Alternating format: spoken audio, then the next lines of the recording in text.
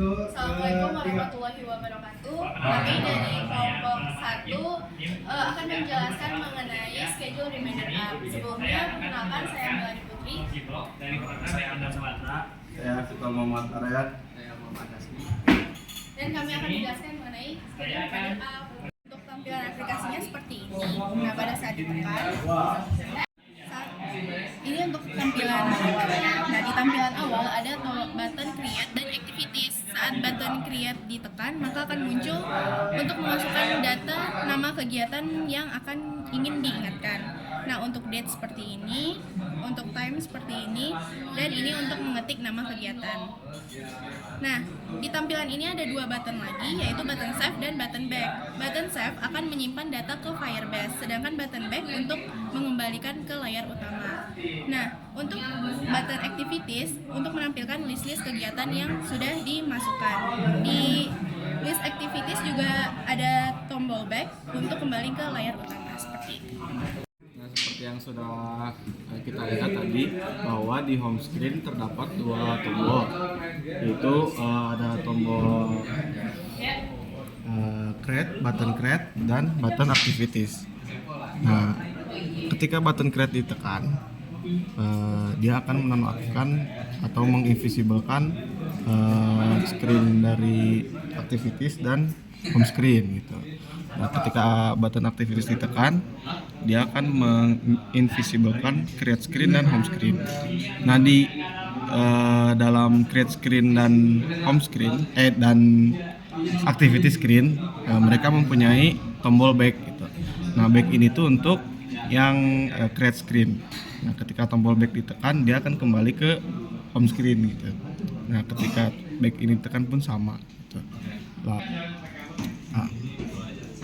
Nah, lalu ini fungsi ini tuh adalah untuk men-set atau memilih tanggal dan waktu. Nah, ini tuh adanya di create screen. Create screen. Tanggal dan waktunya akan disimpan di clock 1. Nah, gitu. Nah, lalu lanjut ke ini. Nah, di sini tuh untuk memunculkan notifikasi dan suara. Jadi ketika waktu sekarang sudah sama dengan waktu yang kita setting, nah dia tuh akan memunculkan notifikasi dan suara. Nah, jadi di sini kita itu punya inisial global. Nah, di inisial global ini berfungsi untuk sebagai tag atau penanda untuk menyimpan data di Firebase. Nah, lalu di waktu button save ditekan, nah jadi data itu akan disimpan di masing-masing tag ini.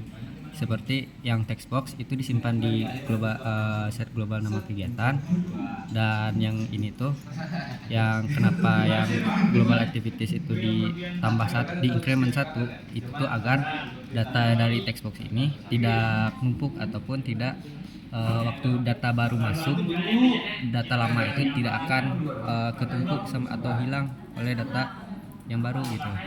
Nah, lalu button save itu juga akan melakukan akan memanggil Firebase untuk menyimpan value ke tag global activities.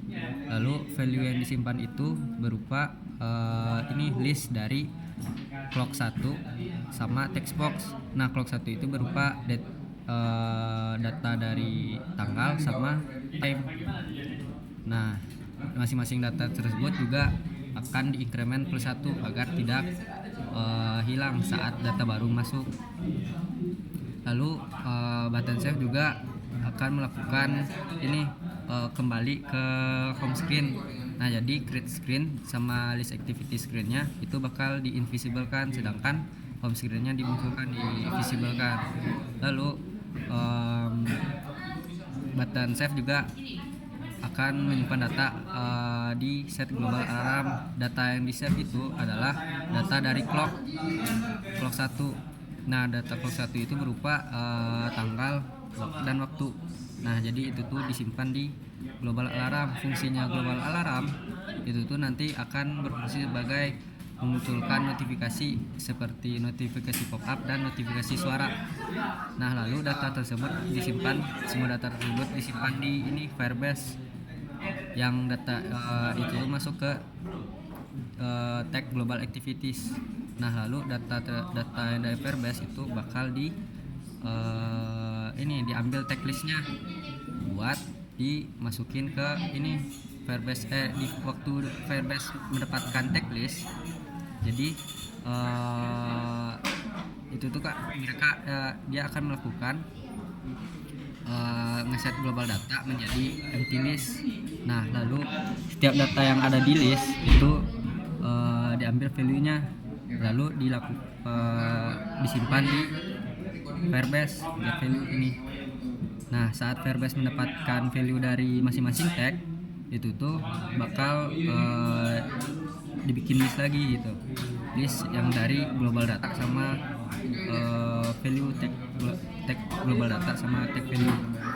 Nah, lalu setelah itu dilakukan akan ditampilkan di screen list activities data. Jadi data yang dari global data itu akan ditampilkan di list activities. Simulasinya untuk membuat sebuah jadwal, kita tinggal pencet tombol create.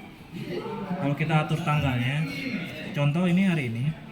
Terus di jam berapa? Masih kita atur sekarang jam 11, menit berapa? 24, oke. Lalu kita kasih nama kegiatannya apa. Contoh belajar. Nah, misal contohnya belajar. Lalu kita save. Nah, untuk melihat list aktivitas yang kita buat, kita pencet tombol aktivitas. Buka. Di sini ada keterangan pada tanggal 5 di jam 11.24 kita akan di reminder untuk belajar. Nah, ini untuk data-data yang tadi ketika tadi buat di aplikasi disimpan di database. Bentuknya seperti ini.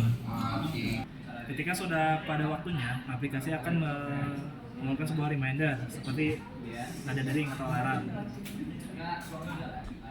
Nah, kita tunggu. Nah,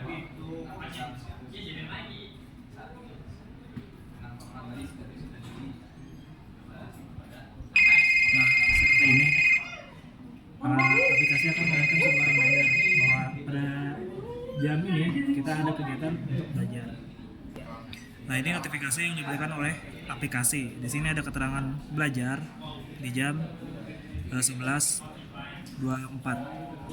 Untuk aplikasi sendiri masih memiliki beberapa kekurangan, yaitu untuk aplikasi ini bisa support untuk Android 11 ke bawah. Nah, untuk Android 11 ke atas itu tidak bisa digunakan. Selain kekurangan yang tadi, aplikasi ini masih memiliki kekurangan, yaitu ketika kita membuat list jadwal baru, jadwal yang lama itu tidak akan reminder tidak akan aktif. Jadi aplikasi akan mengirimkan reminder di jadwal yang terbaru.